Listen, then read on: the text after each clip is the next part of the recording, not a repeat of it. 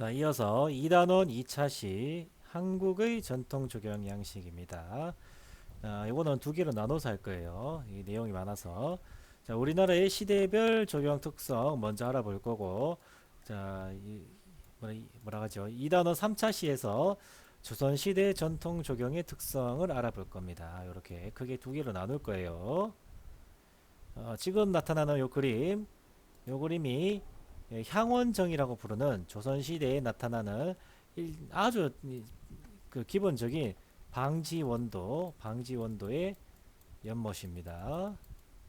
이거 뭐라 그러죠? 연못이 이렇게 크게 네모지게 생겼어요. 이렇게 네모지게. 그 안에 둥근 섬이 있죠. 둥근 섬이 있고 그 안에 이 향원정이라고 부르는 정자가 있습니다. 정자. 정자치고는 2층으로 구성된 좀 독특한 거지만 정자하고 누 그 차이 수업 시간에 했었죠. 정자는 사적인 공간이고 소규모만 이용하는 그런 공간이었습니다. 그래서 사적인 공간이니까 노출이 되면 안 되겠죠. 그래서 문이 있습니다. 벽이 있든지 이렇게 문이 있습니다. 안에 들어가서 사람들이 대화를 나누게 돼요. 그래서 사람도 많이 들어갈 수가 없고요. 눈은 뒤에 나오겠지만 경회루가 아마 조금 있으면 나올 건데, 경회루는 2층 이상 지어져 있고 여러 사람이 모여가지고 공공의 무슨 행사를 하던 그런 공적인 공간이었습니다. 당연히 넓고, 그리고 경치를 보기 위해서 이렇게 벽이 없습니다. 벽이 없고 기둥이 있는 그런 형태로 구성이 되어 있습니다. 아마 좀 이따 다시 한번 할 거예요. 이거 경복궁, 요 조선시대에 만들어진 첫 번째 궁입니다. 자, 고조선 시대를 봤을 때는 유라고 하죠, 유. 그러니까 유가 일종의 동물원 비슷한 건데 왕이 이제 새하고 짐승 놔두고 이렇게 기르는 동산이었던 겁니다. 정확하게 따지면 뭐 이거 말고는 조경의 뭐 기원이라고 할 만한 거 지금 찾을 수가 없는 거예요. 기록만 이렇게 남아 있다. 고조선에는 요 유가 있다 정도 이렇게 알면 되겠습니다. 다음 삼국시대. 삼국시대 좀 더 확대해 볼까요? 안 되겠네. 너무 확대를 많이 했네요. 자, 이렇게 보면 가장 일단 발달한 나라는 백제지만 적기 때문에 우리나라에는 별로 남은 게 없고 일본에 넘어가서 영향을 많이 미쳤습니다. 그리고 우리나라에 있는 이제 그 유물로는 국남지라고 하는 무왕이 이제 잘 싸운 왕이라서 이제 영토를 많이 뺏은 왕이라서 무왕이라고 쓰는 거예요. 무왕의 이궁이 이제 왕이 가끔씩 가는 그런 궁이라고 했죠. 이궁 별궁 같은 별장, 왕의 별장입니다. 왕의 별장. 여기에 있던 연못으로 요런 터가 남아 있는 거예요. 요런 터가 요렇게. 실제로 요거는 아마 다 복원을 했을 거예요. 실물이 아니고. 이렇게 남아 있는 궁남지가 백제 유물로 이렇게 있는 겁니다. 그리고 좀 내려와서 지우고 그리고 빼먹을 뻔했네요. 자, 노자공이라는 사람이 일본으로 귀화해서 수미상가 오교라는 이런 걸 만들었다고 합니다. 오교할 때 오자가 까마귀 오자네요. 까마귀 다리를 만들었다 이렇게 볼 수 있겠습니다. 자, 고구려의 경우 장안성과 안압궁이라는 터에 궁원이 꾸며졌을 것으로 보이는 정원의 유구가 남아있다 이렇게 되어 있습니다. 궁원이란 말은 궁궐 안에 있는 정원이 궁원이에요. 그래서 터만 이렇게 남아있다. 실제로 있는 게 아니고 이런 터만 장안성이나 안압궁이 이런 터만 현재 남아있다 이렇게 볼 수 있습니다. 그리고 이게 대부분 보기가 힘들어요. 상당히. 그 북한 지역이 많으니까 아니면 중국에 있거나 중국 같은 경우는 동북 궁정을 하니까 오히려 더 많이 보기가 힘들죠. 자, 다음에는 역사의 승자 신라입니다. 신라가 지금 이 그림으로 나와 있는데 이 월지가 선생님이 안압지라고 설명해 놓은 같습니다. 여기 안압지입니다. 경주에 있는 안압지. 월지랑 안압지는 같은 곳을 가르치는 명칭입니다. 옛날에 월지라고 썼고 요즘 명칭이 안압지로 바뀐 거예요. 그 역사적인 이유까지는 선생님도 정확히 모르겠습니다. 자, 이게 왜 유명하냐면 대부분 이 당시의 연못은 둘 중에 하나예요. 직각으로 만들던가 아니면 그냥 자연 상태의 걸 그대로 두고 만들건가. 그러니까 일본 같은 경우는 회유임천식으로 되어 있죠. 회유임천식 같은 경우에는 이 밑에 있는 것처럼 이렇게 자연식으로 이렇게만 되어 있는 거예요. 아니면 이렇게만 만들던가. 둘 중에 하나만 하는데 이 당시에 이 월지라는 곳은 어때요? 이 완전 뭐 자연의 모습 그대로 놔뒀죠. 곡선 처리가 이렇게 되어 있는 이렇게 되어 있습니다. 실제로 걸어보면 이게 다 걸을 수 있는 코스가 만들어져 있어요. 이게 다 걸을 수 있게 이렇게 곡선이 있고 직선이 있는 이게 곡선과 직선의 만남이 있는 동양에서 별로 잘 드러나지 않는 그런 형태의 연못이었기 때문에 이게 상당히 유명했던 겁니다. 이렇게 섬도 두 개가 있네요. 섬이 세 개지 싶은데 이게 섬일 거예요 아마. 선생님 지금 정확하게 기억이 안 나는데 섬이 선생님이 세 개로 기억하거든요. 이게 있어야 섬이 세 개인데 하여튼 뭐 그게 그렇게 중요한 건 아니고 월지가 신라 시대에 아주 유명한 곳이다. 이렇게 봐주면 됩니다. 그리고 월지에 있는 요것들 다 누예요. 누의 형태입니다. 누의 형태.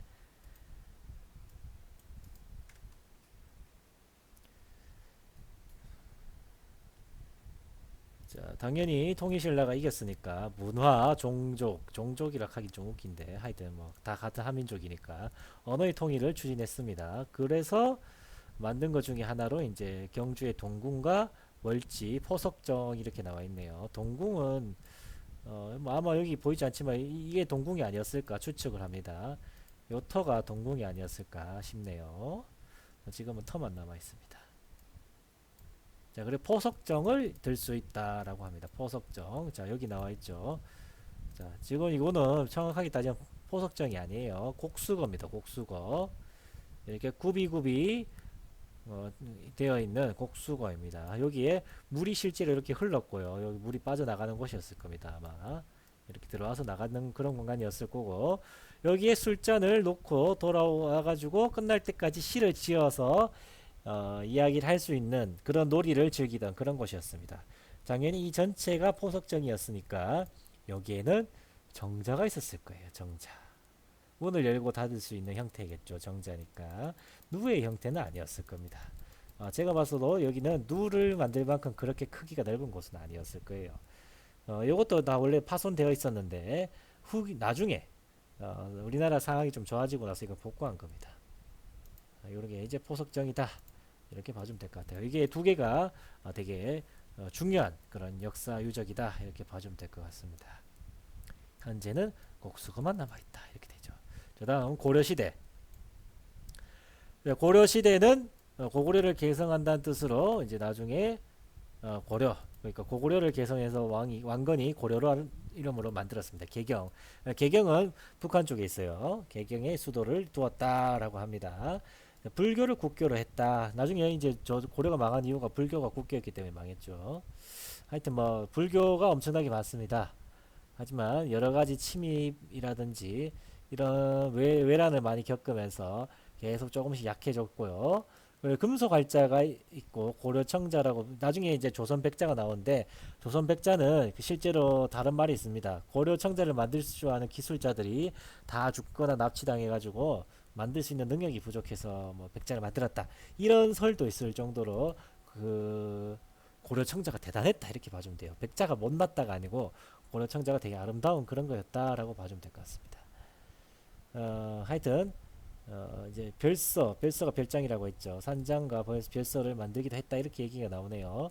그리고 고려 때는 화훼, 꽃을 많이 썼습니다. 꽃이 상당히 유명했습니다. 특히 모란이라고 해가지고 공민왕이라는 이제 왕도 모란으로 이제 시를 지어서 이야기할 정도로 향기가 없는 꽃이지만 모란이 되게 예쁘다고 해요. 말 나온 김에 모란이 어떻게 생겼는지 한번 보도록 하겠습니다. 이거는 선생님이 지금 동영상 올리고 있는 거고 이미지 모란꽃이 되게 크네요. 보니까 이렇게 생겼답니다. 모란꽃이 지금 예쁘네요. 자, 다음 조선시대 조선이라고 했고 한양으로 수도를 옮겼습니다. 그래서 새로운 왕을 만들었고 1392년부터 1900 몇 년이지? 한 10몇 년? 뭐 하여튼 쌤도 갑자기 생각이 안 나네요. 조선시대 조선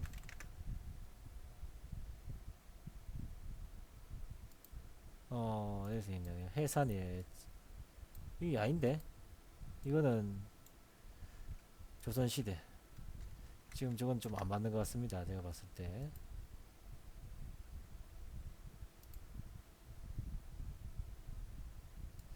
갑자기 한국사 같은데 일단 한번 보도록 하죠. 19세기 후반.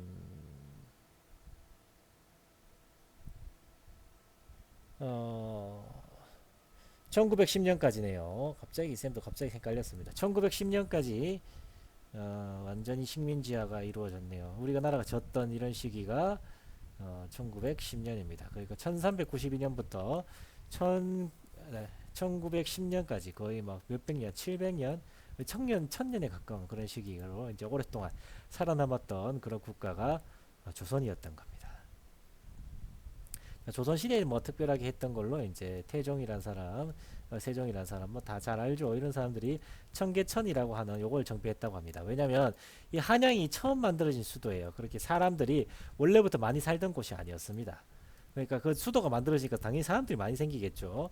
사람들이 많이 있으면은 어쩔 수 없이 똥물이 많이 생길 수밖에 없어요. 사람들이 똥오줌 쌀 수밖에 없으니까 그 똥오줌들이 청계천에 모여가지고 청계천이 완전 썩어 낙치가 나는 그런 곳이 되었던 겁니다. 그래서 이거를 넓히고 똥물이 잘 흘러내려갈 수 있도록 이렇게 만든 게 청계천이에요. 이거 좀 더러운 이야기 같은데 하여튼 그 사람들 이 시기에도 이런 도시 정비 사업이 상당히 중요했던 겁니다. 이렇게 왕이 직접 해야 될 정도로. 그리고 경복궁을 만들었습니다. 왕이 주로 머무는 그 궁궐이었던 경복궁을 만든 겁니다. 자, 그리고 내려가서 그래서 주로 머물던 궁궐이기 때문에 정궁이라고 불려요. 정궁.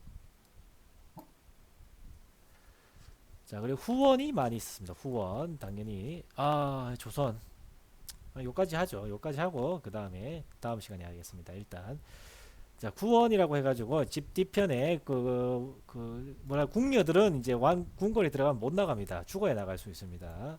물론 뭐 가끔씩 나가는 경우도 있지만 일반적으로 나가기가 쉽지 않죠. 그래서 이제 이런 궁궐 뒤측에 궁궐 안에도 건물들이 있으니까 그 건물 뒤편에 있는 이런 정원을 보면서 심신의 안정을 누렸던 그런 거라고 볼 수 있습니다. 그리고 이 경복궁 안에 경회루가 있었다고 하네요. 경회루 아마 그림이 나올 건데 경회루가 저 뒤에 나오나? 갑자기 말 나온 김에 보고 싶은데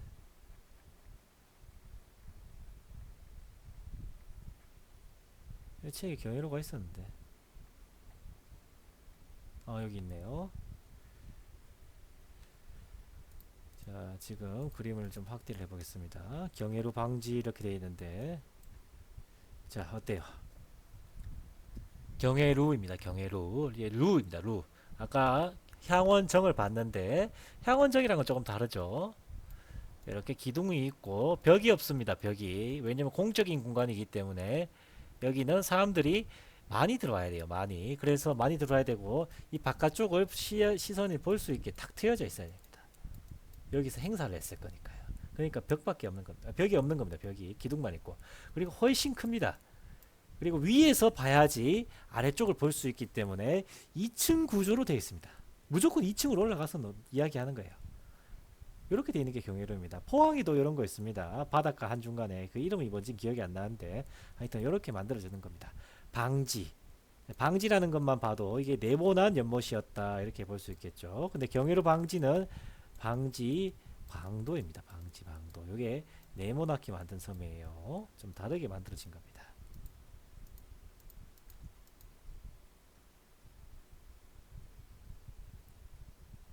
그 다음 어디까지 했노?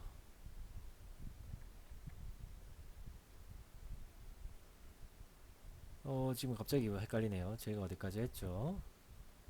그래. 그 다음에 뭐 이것저것 되게 많네요. 저 원유 너무 장원서라는 걸 했답니다. 장원서를 했는 이유는 그 전까지는 고려 시대 때 쓰던 그런 명칭을 쓴 거예요. 궁 안에 있는 정원을 관리하던 그런 부서였는데 그거를 이제 고려 시대 이름을 그대로 써가지고 상림원이라고 계속 썼습니다. 근데 세조라는 사람이 자기가 왕이 된 지 12년 차에 이 상림원이란 곳을 이제 조선 시대 이름으로 바꾸어서 관제를 변경한 겁니다. 관제를. 장원서라는 걸로 이렇게 해서 원유, 궁궐에 소속이 되어 있는 유가 뭔지 알죠? 고조선에 동물들이 막 뛰어놀고 정원이 있고 이런 데였죠. 원유는 이제 이게 둘러싸여서 이렇게 만든 게 원유인 겁니다. 둘러싸여서 만든 게. 그리고 뭐 양아소록이란 책도 있고 색경이란 것도 있고 산림경제도 있고 임원경제지도 있는데 뭐 이걸 하나 다 알기는 조금 힘들어요. 뭐 이런 게 있다. 이런 책들이 이 시기에 나왔다. 이 정도 아주 간단하게 알아두면 될 것 같습니다. 그리고 근대적 조경으로 영국 1997년 영국의 브라운이라는 사람이 이 어디에 탁골공원을 만들었더라? 이거 여러분들 그 조사회가 발표한 사람들 그 일산인가? 탁골공원이 탁골공원이라는 것도 만들었죠.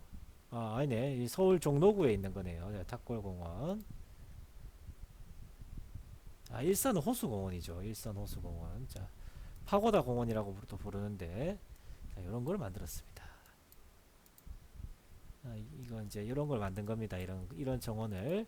자, 우리나라 사람이 아니고 영국 사람이 와서 만들었어요. 아, 만든 거는 이제 우리나라 사람들이 만들었겠지만, 이런 사람들이 설계를 했고요. 또 이어서 1906년에 영국인 하딩이라는 사람이 덕수궁 속조전 앞에 침상 정원을 만들었습니다. 공원하고 정원의 차이, 일단원을 배운 사람은 구분할 수 있을 겁니다. 공원이니까 당연히 이곳은 뭐라고 할까요? 일종의 공공장소가 되겠죠. 공공장소가 되겠죠. 반면 침상정원, 여기는 뭐라고 부를까요? 사적인 공간이에요. 사적인 공간이 되는 겁니다. 이렇게 공공장소가 되고 사적인 공간이 되는 겁니다. 약간의 차이가 있어요. 자, 여기까지 2차 신 여기까지 하도록 하겠습니다. 수고했습니다.